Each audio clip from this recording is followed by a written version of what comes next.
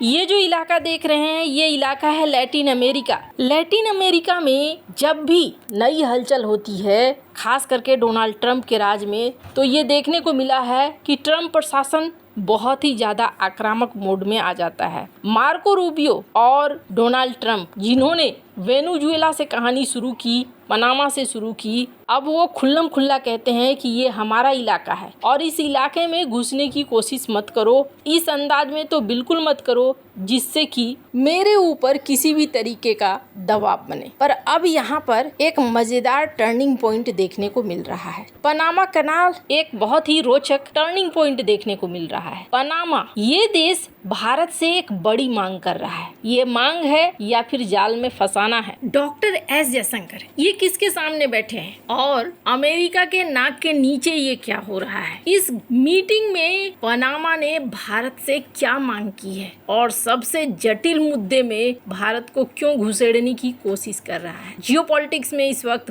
बहुत कुछ चल रहा है, हमेशा की तरह जानने को मिलेगा बहुत कुछ। आइए जानते हैं इन खबरों को विस्तार से। पनामा कनाल, ये तो याद ही होगा, पनामा कनाल और पनामा ये इस वक्त एक बहुत ही गर्मा गर्म टॉपिक बना हुआ है डोनाल्ड ट्रंप के सत्ता में आने के बाद से। डोनाल्ड ट्रंप ने पनामा को लेकर पहले भी कई बयान दे चुके हैं। राष्ट्रपति डोनाल्ड ट्रंप का कहना है कि अमेरिका पनामा कनाल पर चाइना के प्रभाव को कभी स्वीकार नहीं करे। उनका तर्क है ये नहर अमेरिका की सुरक्षा के लिए बहुत जरूरी है। अमेरिका का बड़ा व्यापार होता है यहाँ से और अमेरिका ने नहर को पनामा को सौंप कर गलती की है। चीन नहर के आसपास अपनी इकोनॉमिक मौजूदगी बढ़ा रहा है। असली विवाद किस बात को लेकर है? असली विवाद है दो बंदरगाहों को लेकर, बालबोआ पोर्ट और क्रिस्टोवल। इसका पूरा संचालन यानी हैंडलिंग हांगकांग आधारित कंपनी सीके हेक्सन की सहायक कंपनी पनामा पोर्ट्स कंपनी करती। यानी साधारण भाषा में समझिए कि पनामा के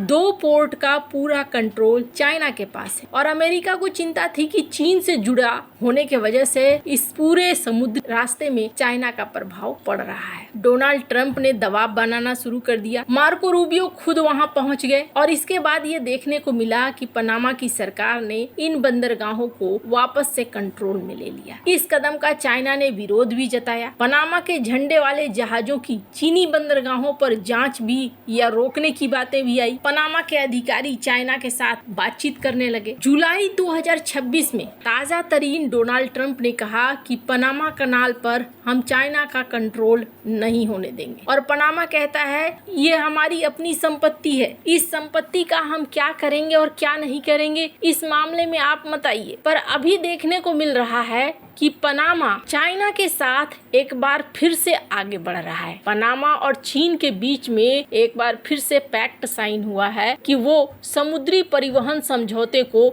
रिन्यू करेंगे। दोनों देशों के प्रतिनिधि मंडलों ने बीजिंग में 16 से 17 जुलाई को बातचीत की और कई बिंदुओं पर सहमति बनाई। ये समझौता पनामा के जहाजों को चीनी बंदरगाहों में सुविधा और यहाँ पर बेहतर प्रशासनिक व्यवस्था देने से भी जुड़ा हुआ है। यानी अमेरिका के टेंशन को पनामा ने बढ़ा दिया है। पहले अमेरिका के दबाव में आ गया था पनामा और दबाव में आते हुए पनामा ने चाइना के साथ रिश्तों को तोड़ने की बात तक कह दी थी। ये भी कहा जाने लगा कि चीन के BRI से भी बाहर निकल गया पनामा। लेकिन अब धीरे धीरे एक बार फिर से चाइना के नजदीक जाता हुआ दिख रहा है पनामा। अभी ट्रंप प्रशासन की एक नीति है, वो कहते हैं ये वेस्टर्न हेमिस्फीयर है, यानी अमेरिका के आसपास का पूरा इलाका ये हमारा इलाका है और इस इलाके में हम किसी और को नहीं आने देंगे। अमेरिका पनामा नहर, ग्रीनलैंड, कैरेबियन जैसे क्षेत्रों को अपने रणनीतिक हितों से जोड़कर देखता है। अब इसी बीच ये देखने को मिला है कि पनामा और भारत के बीच में बैठकें हो रही है। स्क्रीन पर आप वीडियो देख रहे हैं जहां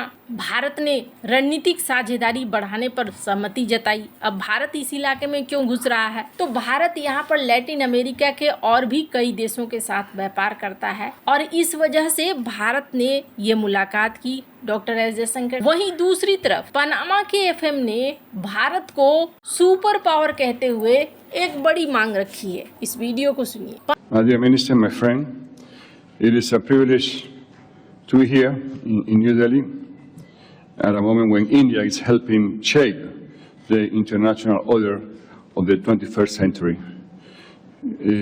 Some experts consider India an emerging superpower. You are already a superpower. Panama sees India not simply as a major economy, but as a civilizational power whose global voice continues to grow in importance.